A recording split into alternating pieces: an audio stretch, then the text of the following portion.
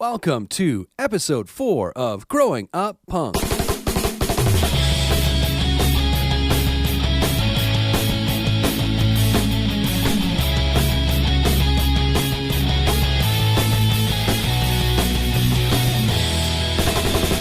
Welcome to Growing Up Punk, the podcast where we talk about punk rock and all of its friends. With that guy, his name is Aaron. Say hi, Aaron. What's going on, people? All right. We're getting there. Getting closer to you saying hi. Sorry. I feel like I always have to just have some stupid thing to say instead of just saying hi, but... I literally tell you to say hi. Hi, friends. Literally tell you to say hi, and it's got to be something. I mean, at least this time it wasn't... What did you say last time? Oh, Major Pain. You said something. Oh, yeah, that's right. What's up, Major Pains? Yeah. I remember that now. Anyways, my name is David. We're gonna get rolling with this. So I wanted to quickly share a story, seeing as you we have some things in common outside of the music we listen to. We are both dads, correct? As far as I know. And we both have glasses, correct? Yes. As far as you still know, I can see you. My pride and joy. Are your glasses? Not your children. I like it. Yes, I definitely have glasses. I think I have children. Just kidding. But I do have a question in that regard. As a dad who wears glasses, have you ever had a child break your glasses? Man, that's a good question, and I'm surprised it has not happened. I mean, I've had lots of times where they've... It's about to come, or what? Yeah, I think maybe. Because my oldest is 10, just over 10, and I hadn't had it happen yet where I broke my glasses, but it happened yesterday. My 3-year-old, we were wrestling on the floor, and she fell on my face and bent and broke the one arm. So the glasses I'm wearing right now, as you can see, they're my glasses, but they're super glued together right now. Oh, classic. So I can no longer close the arms, but yeah. I'll survive. I'll wait until the new year, and then unless I break them again before then, and then just use my work Boxing benefits. Day glasses. Yeah. No, I'll probably wait till the new year so I can use my work benefits to pay for them versus paying out of my own pocket. But yeah, speaking of paying out of, yeah, I was going to say I'm surprised I haven't. Yeah, I mean, there's been lots of instances where they've jumped on them and whatever, but yeah, no actual breakage. So it's impressive. I must be a really good dad. Must be my fathering skills. Yeah. Out of that, or you're just not sacrificing quite enough for your children. Oh, come on! Always gotta turn it on me. Pride comes before the fall. You know what I mean? Yes. But I was going to say also, speaking of spending your own money out of pocket, did you sign up for Disney Plus today? Because it's out now. You know what? I saw that you had posted it, and so I went and downloaded it thinking it would just be easier to have that instead of Netflix for the kids because there's just less sketchy stuff or whatever. Sure, so I go on there, and I realize there's nothing on there that really intrigues me, which is fine.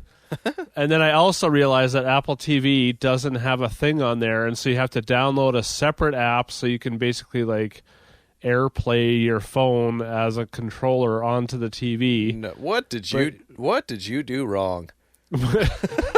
I literally put Disney Plus on my Apple TV and was watching it before we started recording. I have the oldest Apple TV too, so I tried looking up how to even do it on there, and nothing was showing up. So I just went and canceled subscription. Yeah. Enough of that. Well, it's time to get into like modern times and just get a new Apple TV. You know. Well, the one I got I think was free, so fair enough. Yeah, fair enough. That's good, but but yeah, no, I signed up for it. I'm curious to know what kind of stuff you like to watch, because I was actually surprised with what was on there.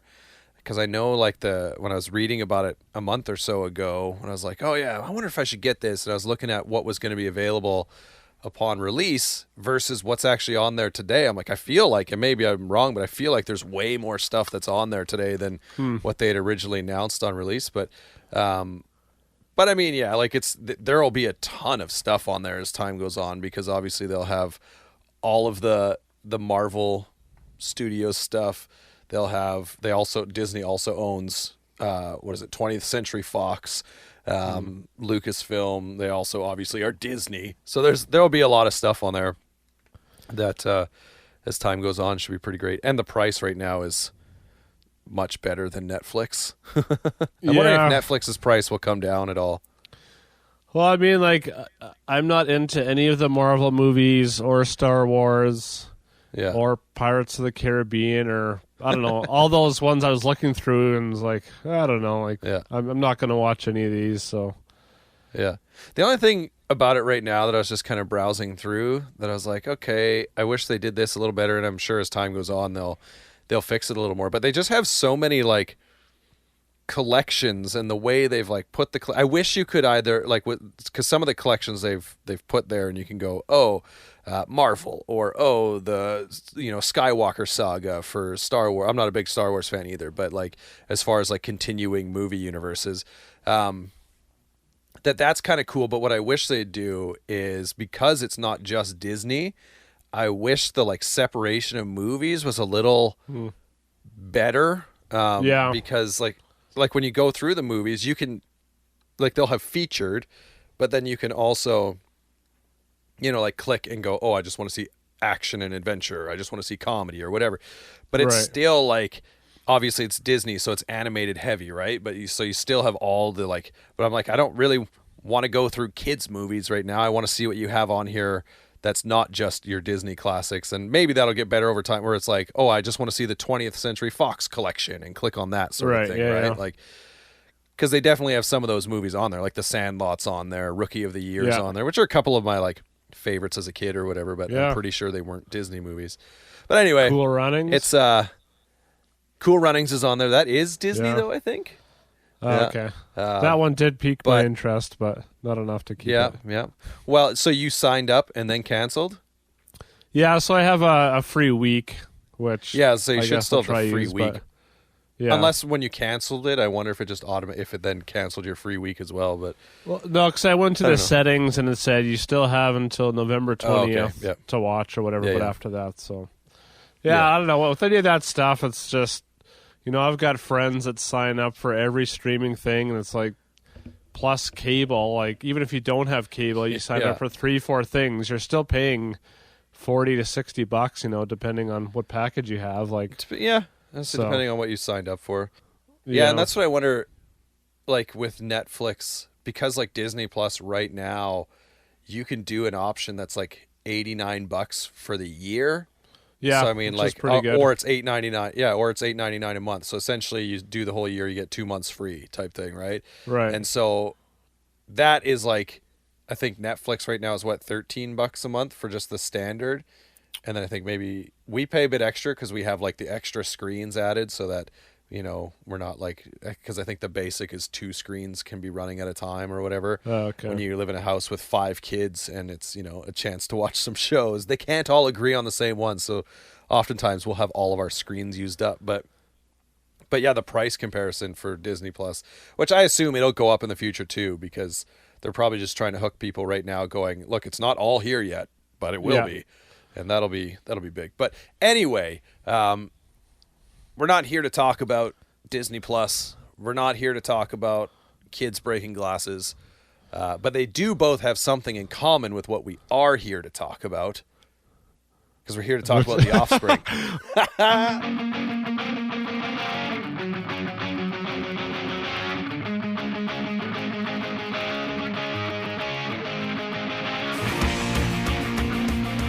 Get it? Because Offspring is another way of saying children. Oh, yeah, there we go. The Offspring was built off of a Disney band in the 90s. Yeah. Oh, man. I will say a couple things, I think, before we get into our Offspring stories And no, I don't mean the stories of our children, but first and foremost, the importance of this band cannot be ignored. Definitely. You know, like we talked briefly on I think it was on our Green Day episode about how Smash is still, I believe, the all-time highest selling independent record. Yeah, I think so. Of course, that it was released on Epitaph, and it sold a ton of copies, and it still, I guess, sells pretty decently. So, I mean, you can't ignore that. Also, I feel like we're technically not allowed to, and I mean, this is going to spoil a lot of our conversation, but we're not allowed to hate on the band simply because they wrote the song Cool to Hate, which is just a take on people who like to hate things. You can either take it as one of two ways. Like, one, they're just like, man, whatever, it's cool to hate, man. Or, you know, the way they wrote the song, it's kind of like a sarcastic sort of take on society, which is something I kind of enjoy about the Offspring. And of course, anything we say about this band, we don't really do a whole lot of research going into these. There are things we'll bring up that I won't actually have answers to. So anything we say, take it with a grain of salt, because if you're an Offspring super fan, we may annoy you with this episode. Who knows? Yes. Good to start with a disclaimer. Or we may pleasantly surprise you. Which the disclaimer, that's hilarious, because what is it? Ixnay on the Ombre, I think, starts with, "Welcome to the disclaimer. If it sounds sarcastic, don't take it serious. If it sounds dangerous, don't try it at home." Or anyway, yeah. So yeah, this is our version of the introduction to Ixnay on the Ombre. So with all of that out of the way, Aaron, my fellow bespectacled father, how did you get into the Offspring, or how did you first hear them? Well, just to make a comment on that opening, I didn't realize that pretty much all their albums have some kind of opening line to it, and it quickly annoyed me. I'm trying to think if that started, was it on Smash it started, or if they did it on like Ignition. I don't think it was on their first album. I can't even remember if it was on Smash. It was on Smash for sure. Oh, okay. Yeah. I'm going to see Ignition. I'm going to click on Ignition and see what the first track is. The first track on Ignition is called Session. Yeah, so that was actually a song. So yeah, it started with Smash, and then they just like introduced, kept it going. Wacky voices. Voices. Yeah, oh yeah, because Smash starts with that "Time to Relax." Yeah, which I guess sets the precedent the beast or whatever. For the rest of their albums, so I guess, yes, they can't complain if people give them crap over it because they brought it on themselves. So when you start an album with something like that, you know, okay, I get it the first one. You keep doing it, it's like, okay, just get on with it already.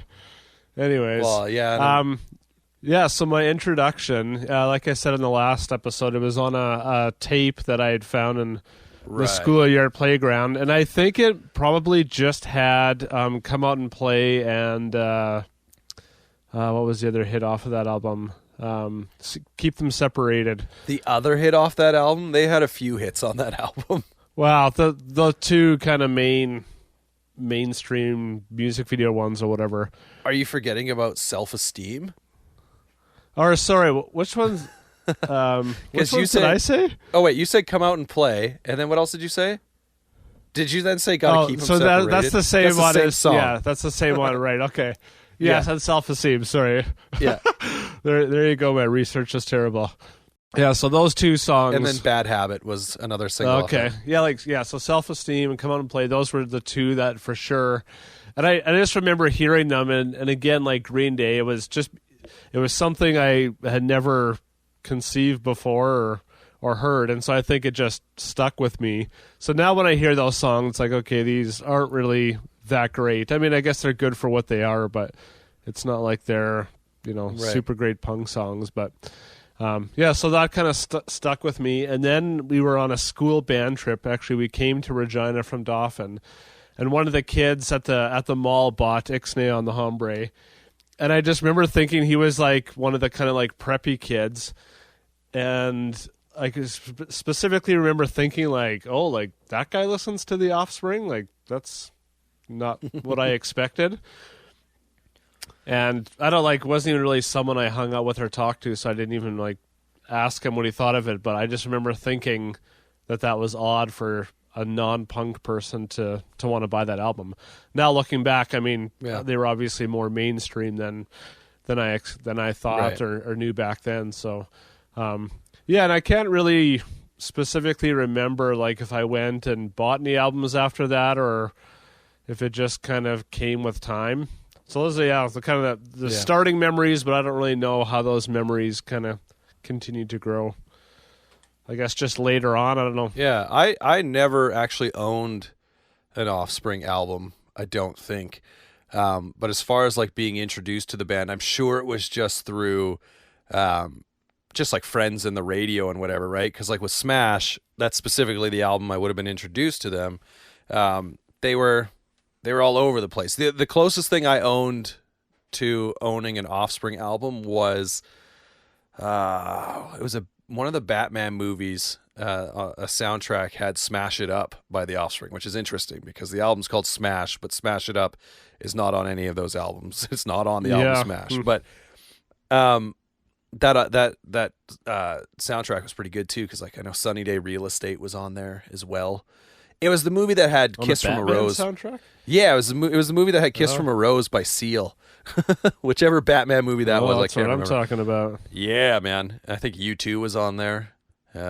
Anyway, whatever. So yeah, I don't specifically remember. I think maybe like the first memory, I guess you could say, I have of the Offspring is like a classmate having Smash and him bringing it to school and then singing Bad Habit like in class or whatever, just like or between class, because of course that's the one where he's like, "Oh, you stupid," right? Like it's got that line in it or whatever, and I'm like, "Oh, you always felt so badass singing that as a kid because it was so bad to sing." No, but yeah, like I feel like that was my introduction to them, and initially, like I would say I was a fan of the Offspring for a few years. Again, I didn't ever own anything that I can recall.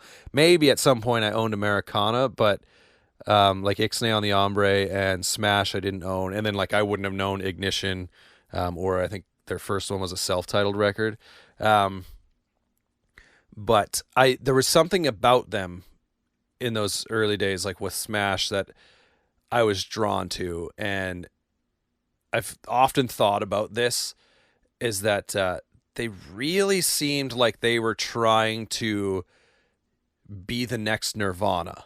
Like that record, when he, like the song "Bad Habit," no, not "Bad Habit," sorry, the song "Self-Esteem," the one's like la, la, la, la, la, la. Like he's literally singing the guitar intro to "Smells Like Teen Spirit." Yeah, like if you think about it, it's very similar, and then the drums kick in and the guitars kick in, and then the verse is just drums and bass, which is identical to "Smells Like Teen Spirit," right? Like there's this definite vibe that's going on there. And then plus, like, I mean, the video for "Self-Esteem" was like, I mean, it was just peak 90s as it was, right? Yeah, like, it was pretty that grungy whole looking. grunge vibe, right? And of course, Dexter had long braided hair at that time, but he had long hair, which I think added to the whole aesthetic. But yeah, I can't remember a specific moment. I think those were the kind of the things that drew me in, is just like, I was a fan of Nirvana and it reminded me of Nirvana. Obviously it's a lot more straight up punk rock or pop punk than compared to a band like Nirvana that didn't go that way at all. I'm sure they had a lot of the same influences, but and like that's not the only time I noticed on like with the Offspring, like Self-Esteem sounding like "Smells Like Teen Spirit." Later, even I think I want to say Days Go By, album. that record.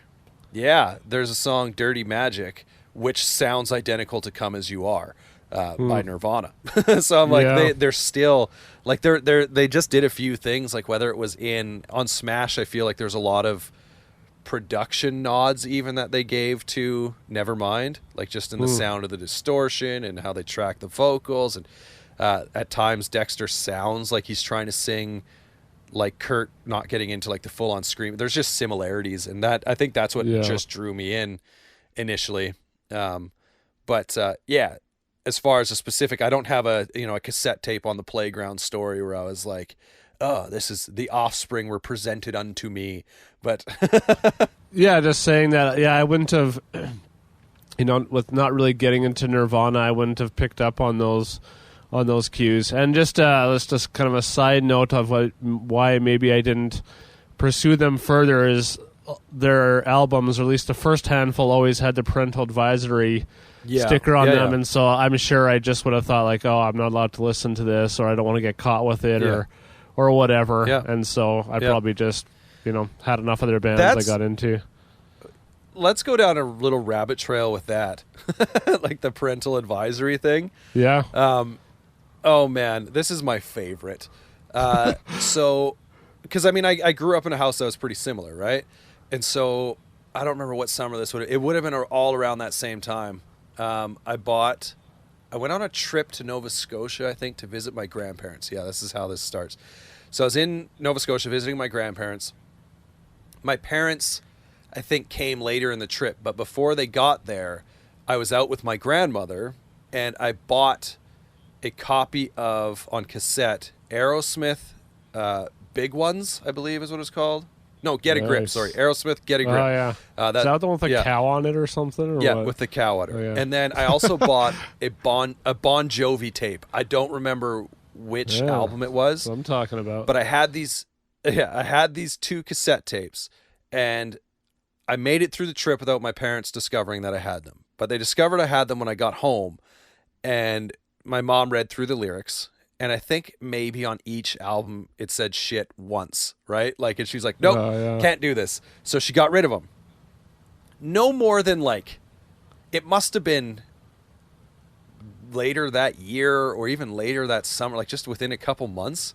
You heard Dangerous her listening Minds. To them? No, no. But the movie Dangerous Minds came out. Yeah, and, Coolio. Yeah, and my sister bought that soundtrack on cassette. And of course, I mean, like that comes with a parental advisory label on it, whatever. Yeah. For whatever reason, my mom said, that's okay.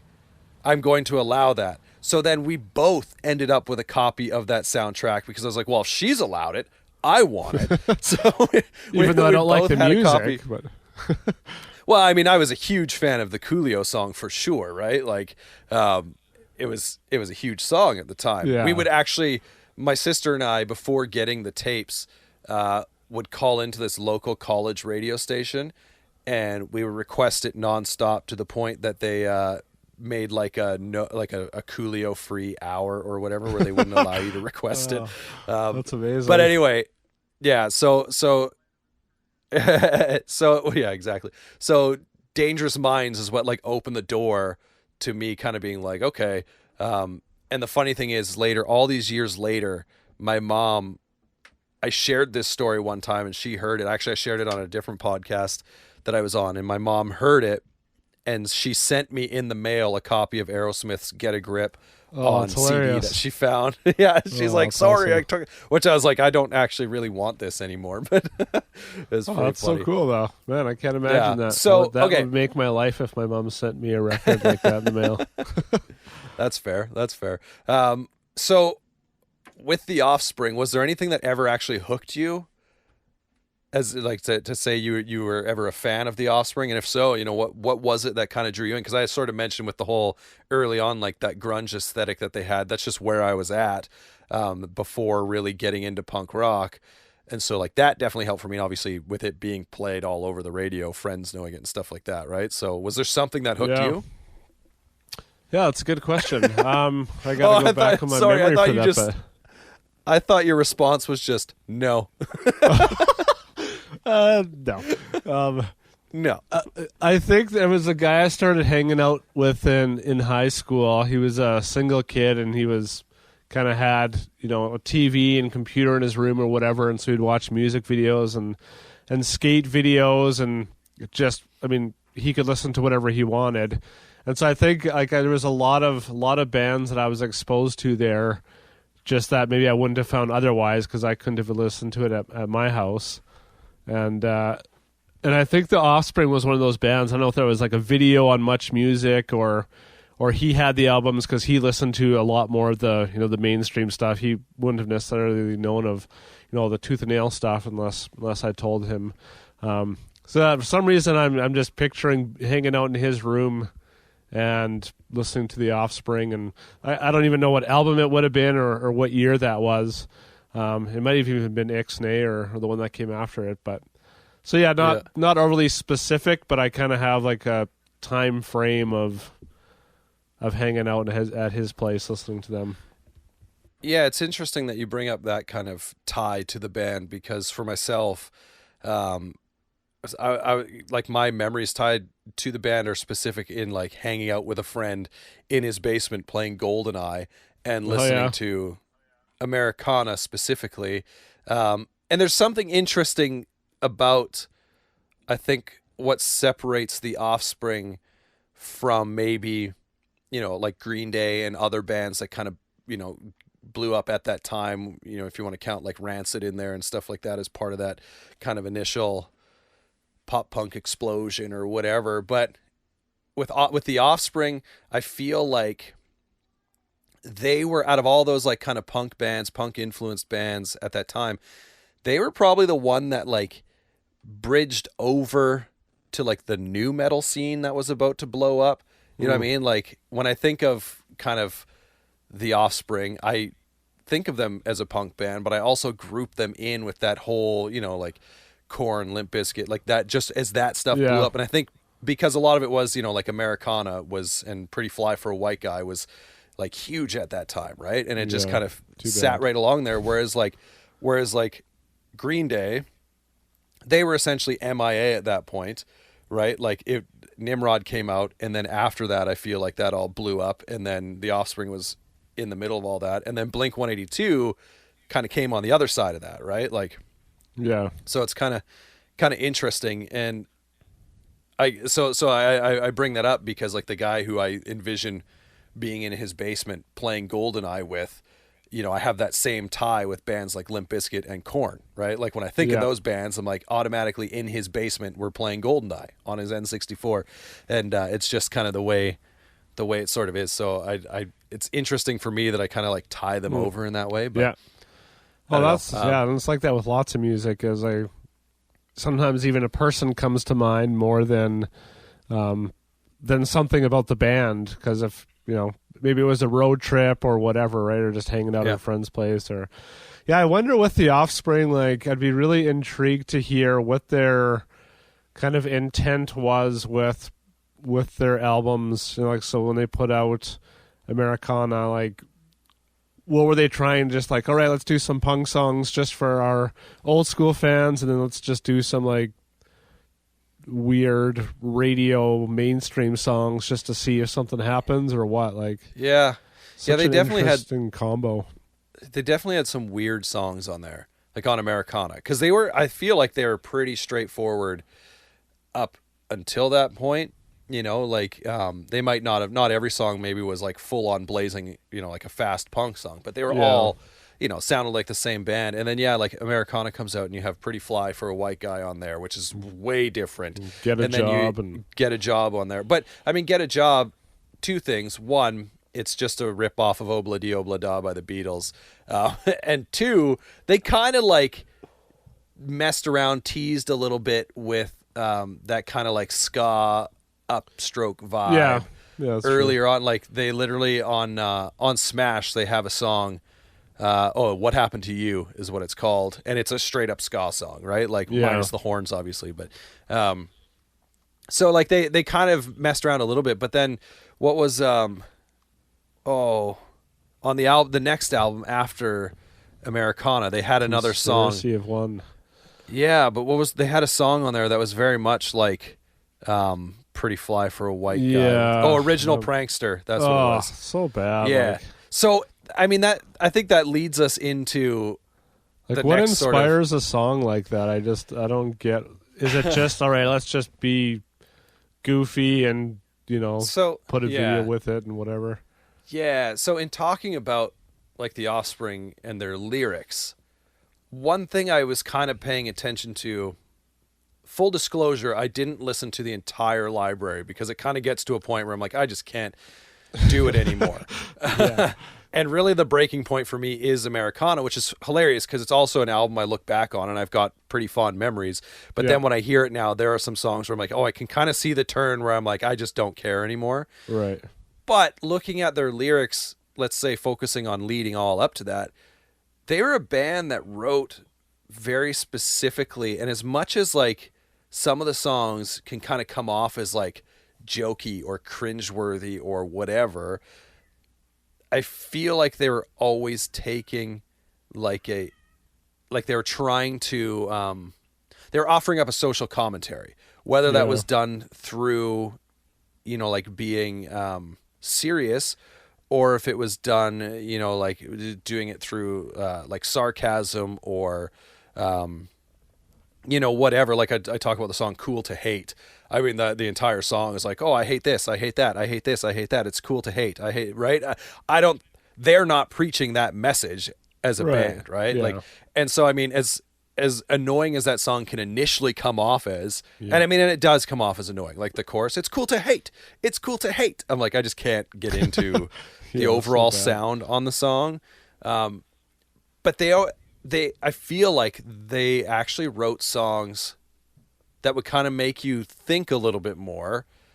Sometimes it's like, oh, I feel like you're trying to make something that's just not coming from, like, I mean, I even look at Bad Habit. I'm like, it's literally a song about road rage. And I'd like to know where he's at talking about like, oh, this gun in my hand and all that. Like, are you literally like writing a song and talking about pulling a gun to like mess up a guy's ride? Like, where was his inspiration for that? Because again, I don't think he's writing that as Dexter Holland, guy driving down the street pulling his gun out at a red light, right? Like, so if that's like from a story that he actually legit heard, or if he's like that's his interpretation of people getting angry in traffic, I don't really know.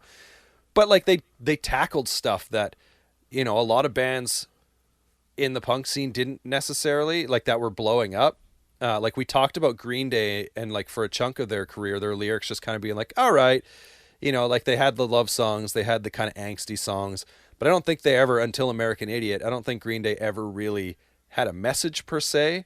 Whereas I feel like with the Offspring, is that something they were always sort of trying to do. Now, this came like transition from talking about Pretty Fly for a White Guy. I don't know like what inspires them to write a song about that, right? Like I'm kind of like, I could for sure do without that song. Yeah.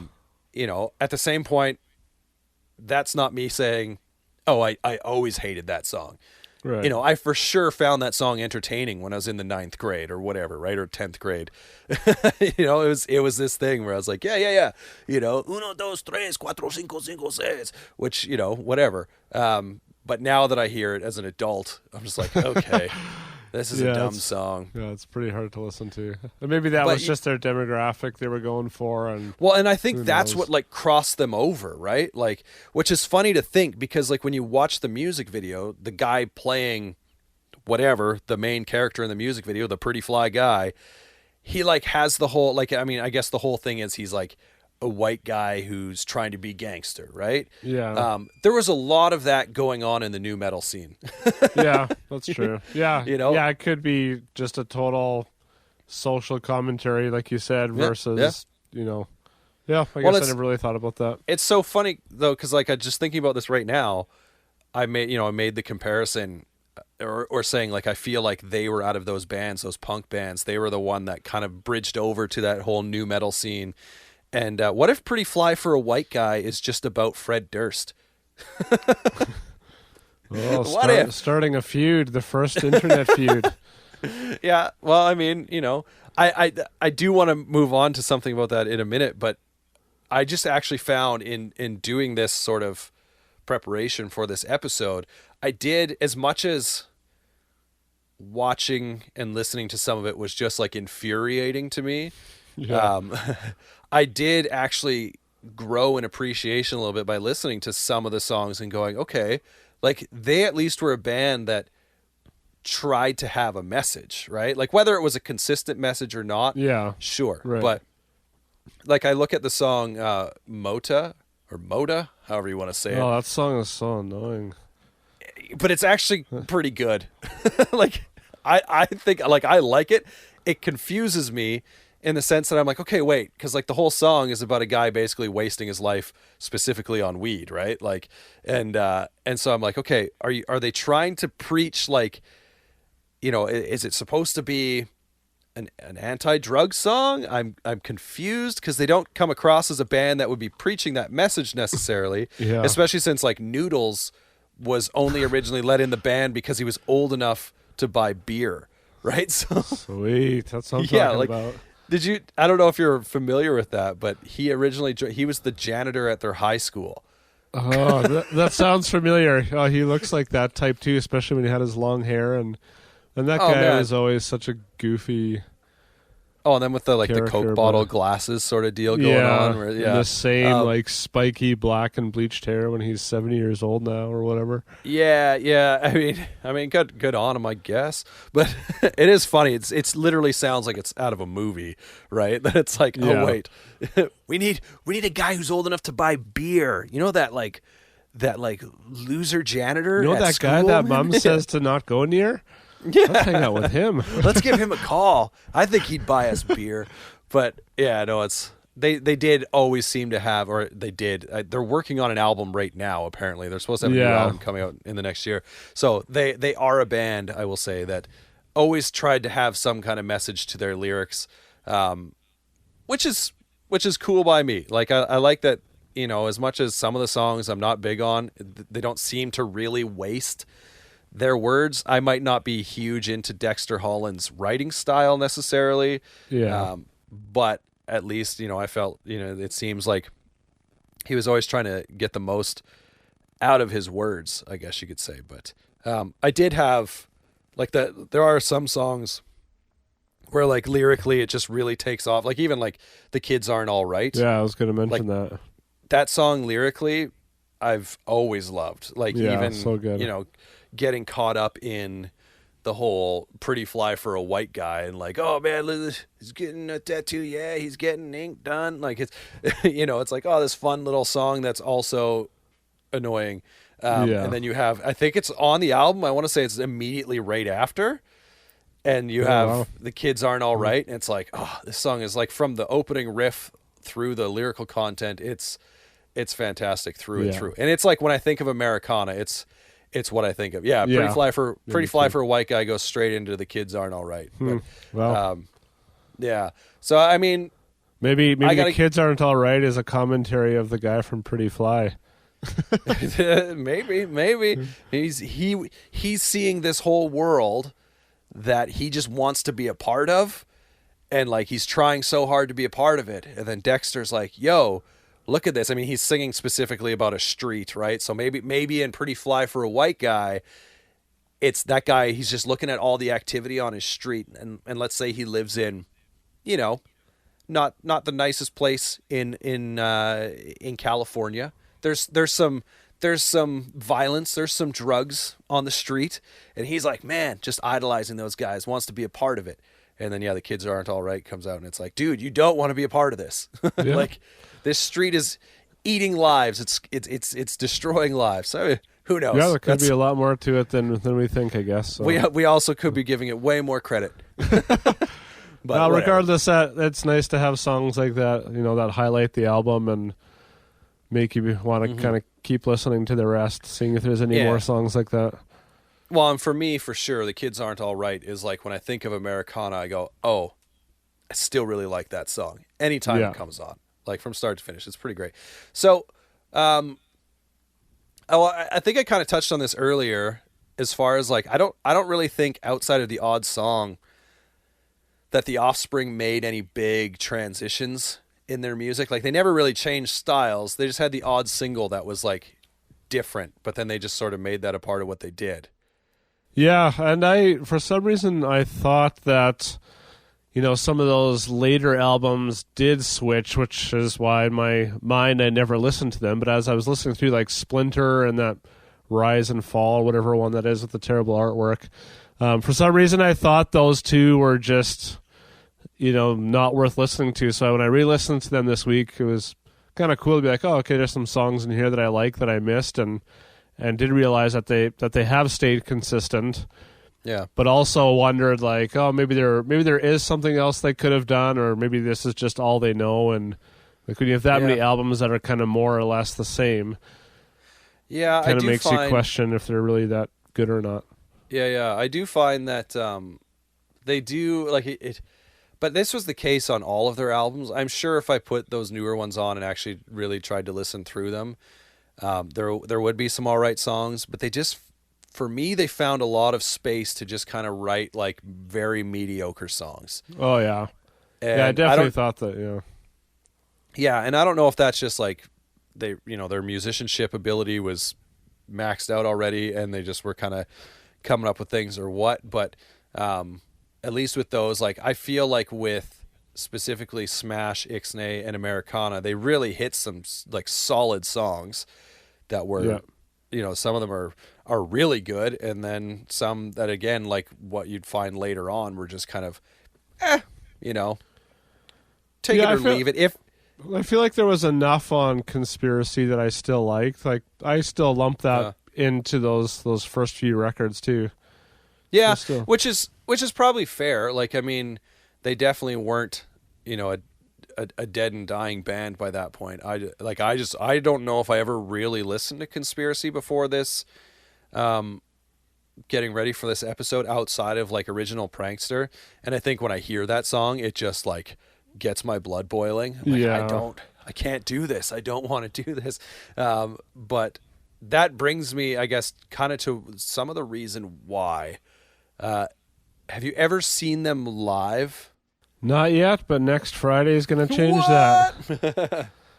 Which is which I don't really know how to feel. Like I think I'd said on the Green Day one about, I would still love to see Green Day, but I would rather have seen them, 15 years ago. And I kind of think it's the same for the Offspring. Like, yeah, I'm intrigued to see what it's like. I've watched some newer live stuff, and it's pretty tough to watch. So, but who knows? We'll see what kind of old material they bring out, or what their set list is like. And like, it will be like cool to see songs like Self Esteem and like Kids Aren't Alright. Like some of those songs would be really cool to see live. So yeah, I'm definitely looking forward to it.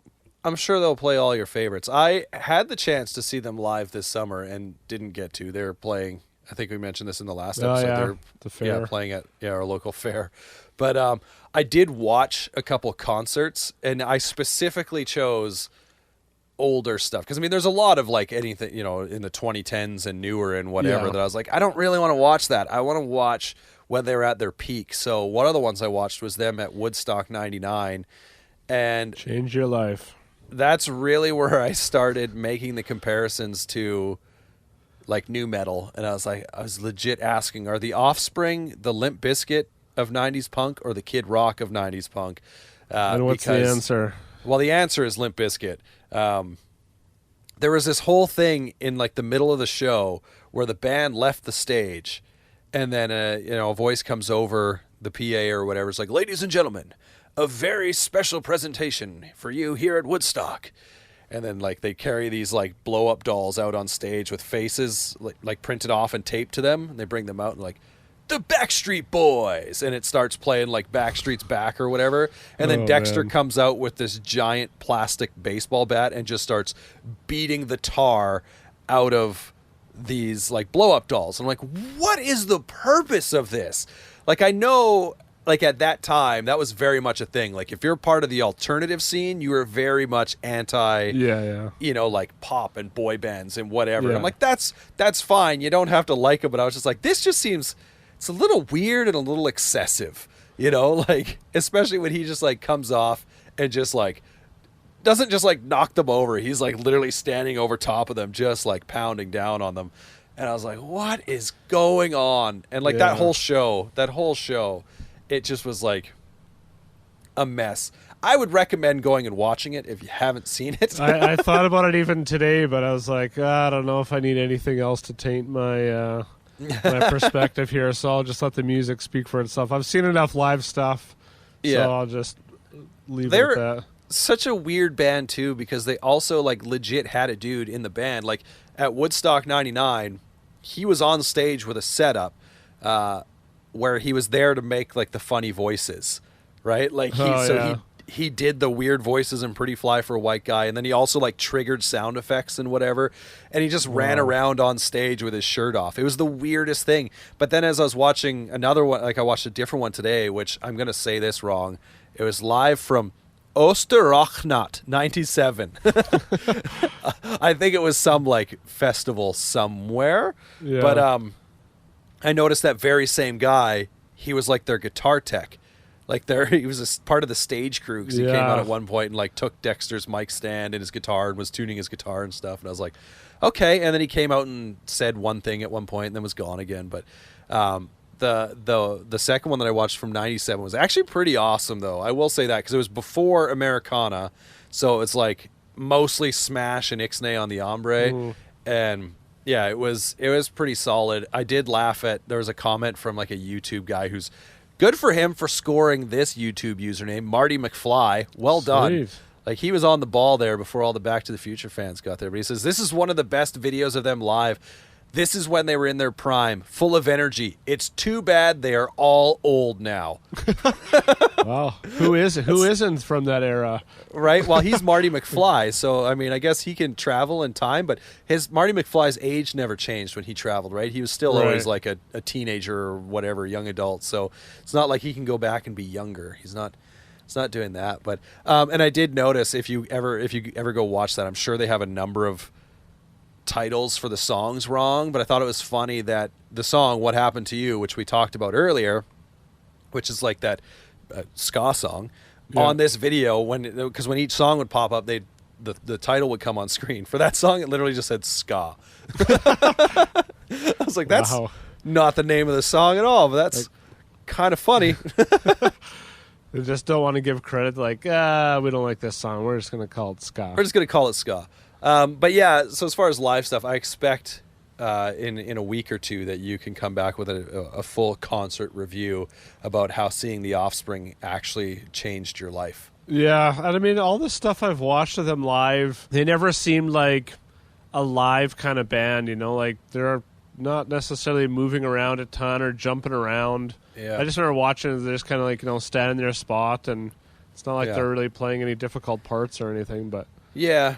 I mean, in some of the videos, like, because there are some songs where Dexter doesn't play guitar, he just sings, and he kind of jumps around and moves, but he's not graceful. He's pretty awkward as is, but yeah. I mean, and also I remember never wanting to see them live because back during the Americana days, I don't remember what the performance was, if they were on Much Music, like doing a Much Music show or what it was, but he sounded terrible. Now I want to look that up though, if it was like an intimate and interactive sort of thing that Much Music did with them or not. But yeah, he just did not sound good. And so I was like, nah, I'll pass. But I'm sure he has his days, right? Because that 97 show, he actually sounded pretty good for the most part. Like he was on key. But then the Woodstock 99 stuff, he sounded terrible.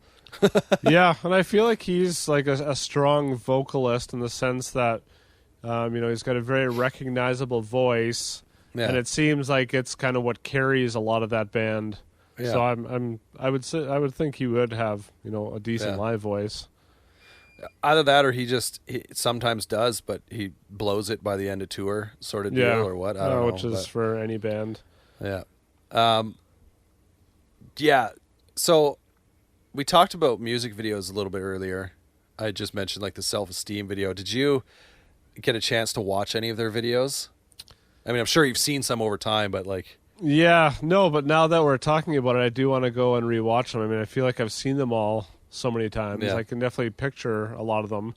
I was listening through a lot of the albums, so I didn't get to the videos. Yeah, I always liked... like we talked about the Self-Esteem video and just how like grungy it was. But then also, I think, and I watched this one recently, the video for The Kids Aren't All Right. It's just pretty cool. Like, I'm sure it could be done better now because it's just like literally the camera like spinning around the room or whatever, and the middle of the frame is constantly changing or whatever. It's kind of neat, but just does a good job of tying the story into the video or whatever, the story of the song into the video. But they did definitely have some memorable, striking videos. But they are also a band that was, a part of like a big explosion. Like MTV played a huge role in like that band blowing up, right? So, well, and I think that's why they kind of went overboard with so many of their videos, just knowing that was a huge part of gaining their fan base.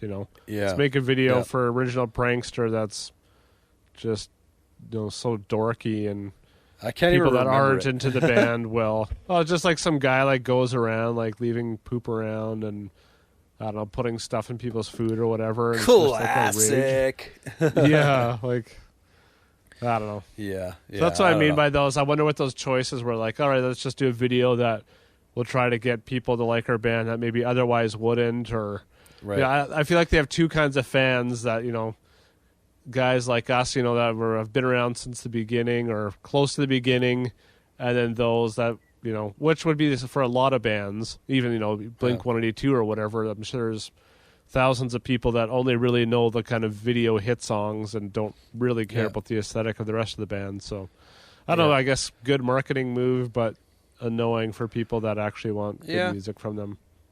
Maybe. I mean, I don't know. I think that's just like that was them. Like I don't think they did it out of like purely just trying to make a hit or whatever. Because if you think about it, like they, especially like Pretty Fly for a White Guy, I'm like they kind of like poke fun at, if they're really trying to like make a massive hit, like you probably don't poke fun at a specific group of people, right?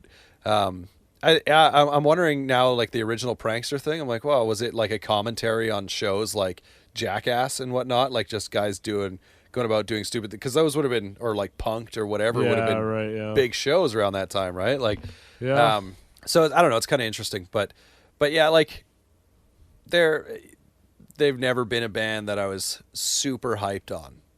Yeah. So like I don't ever remember being like super excited for a new release, or which is odd because especially then, most bands I was. Yeah.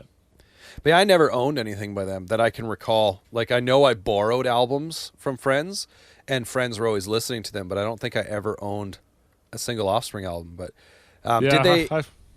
I've collected most of them just from thrift stores, like in the last. Yeah. Actually, I just got Smash like in the last year. Oh, nice. Did they influence you in style at all, in the way you dressed? Because I know we've talked about that with other bands. Yeah, I think anything that they were doing that was cool was another band was probably dressing or whatever similar enough that I would have been influenced. Yeah, I can't recall anything from the Offspring. I mean, maybe the bleached spiky hair, but I mean, there was lots of punk bands that had that, so I wouldn't necessarily. Well, I honestly think when I look at like specifically Dexter Holland, he looks like every '90s alternative kid, basically. He has like the ball chain, like choker sort of thing going on. He's got the baggy pants. He's got spiked, bleached hair. Like, it's just like he kind of like checked them off, right? Like on the list or whatever. He always wears sunglasses too, which I always very 90s looking sunglasses. So, yeah. No, I part of me wishes obviously styles change, but when I see like the video for Self-Esteem, and in that video, like, he's got the braids, which you can go whichever way you want on them, whether you think they look good or not, whatever. But then, like, I'm looking at his shirts in that video, and he's wearing like a Vandals shirt, a Germs shirt, a Sex Pistols shirt. I'm like, he's kind of got cool style, Like, I'm sure they were all baggy because that was the thing of the times. But then later he's just like coming on wearing like weird jacket, like zip up jackets, and then baggy pants and wallet chains and chokers and spiked hair. I'm like, well, I kind of missed that early on Dexter a little bit, but I mean, whatever. It also never really influenced. I never had long braided hair or short blonde spiky hair. Well, I probably wore like it's true. I probably wore like a chain choker sort of thing, or like a not necessarily a choker, but like a chain necklace. And then I think I had a wallet chain at one point in time too. Yeah.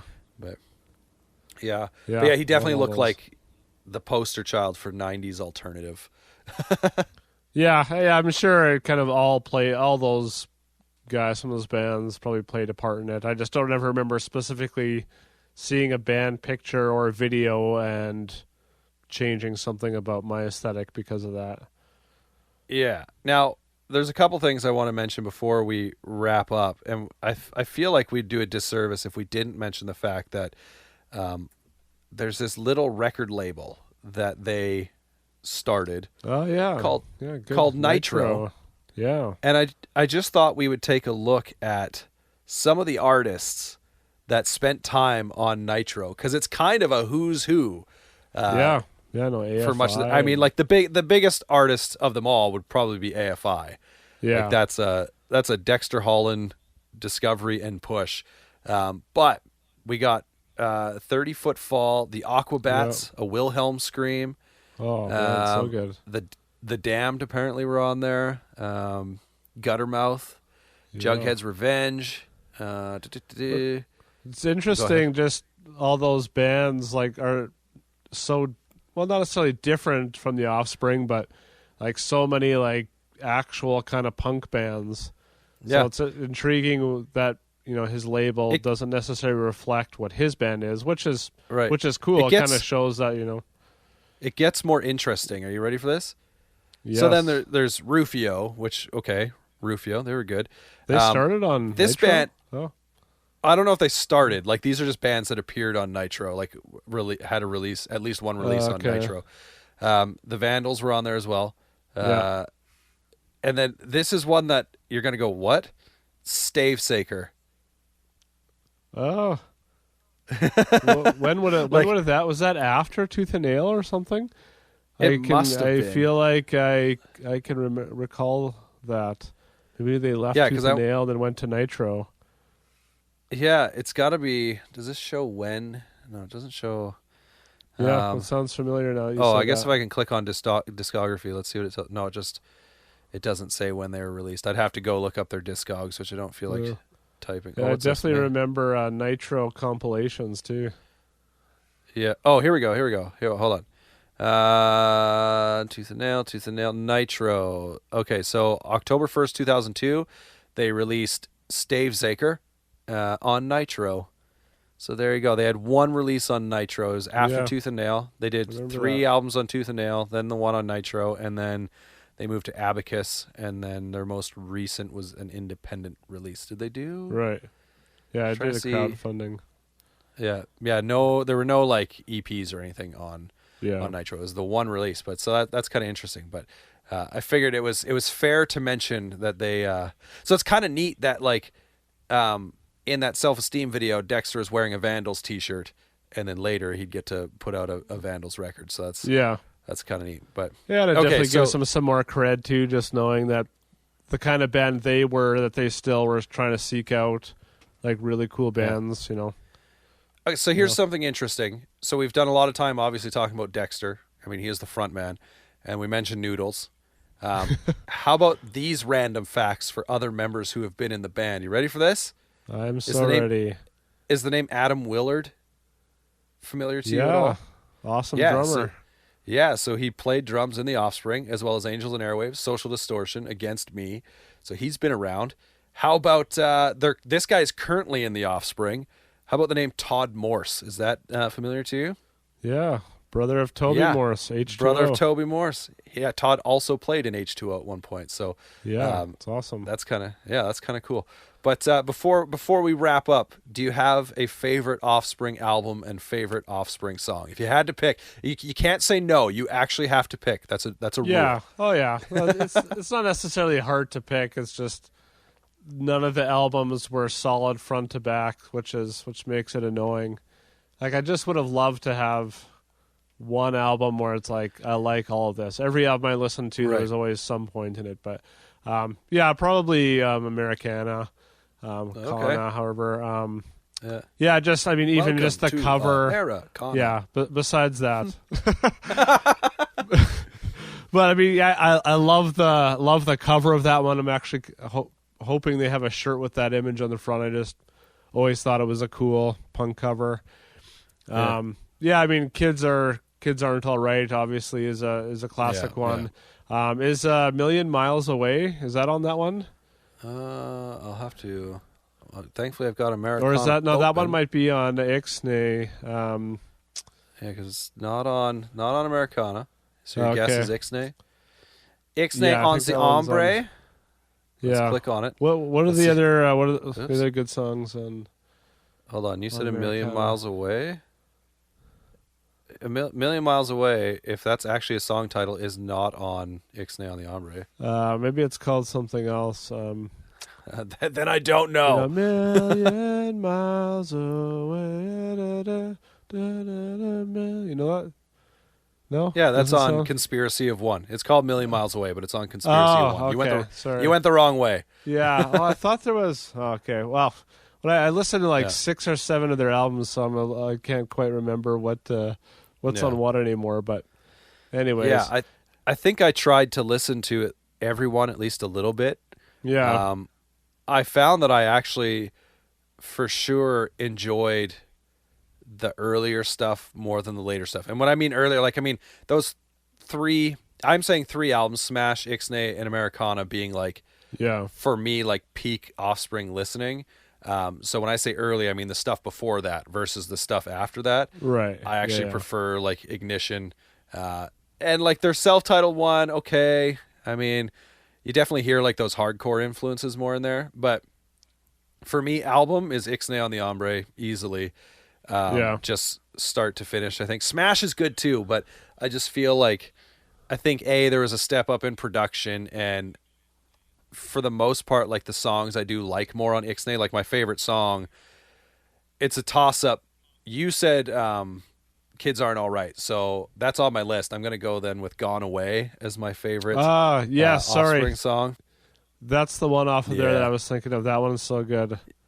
Yeah, Yeah, and like I the was getting video for Million that Miles song. Away and Gone Away mixed up. But yeah, Oh, that that's was one fair, of the yeah. ones. Gone Away has long been like one of my, if not favorite, Offspring songs. Yeah, so good. But yeah, and Ixnay's artwork is pretty good too, I think. Yeah, Like the I whole remember like that being cool. skeleton and bones and stuff like that. Yeah, which they kept that they had a bit of, they had a little bit of a thematic, like a theme going, because Smash was like the X-ray, right? Right. So it was the bones, and then Ixnay on the Ombre was bones, and then they got away from it. So it Well, lasted back for to two albums. Conspiracy of One, that sketchy skull on the fire.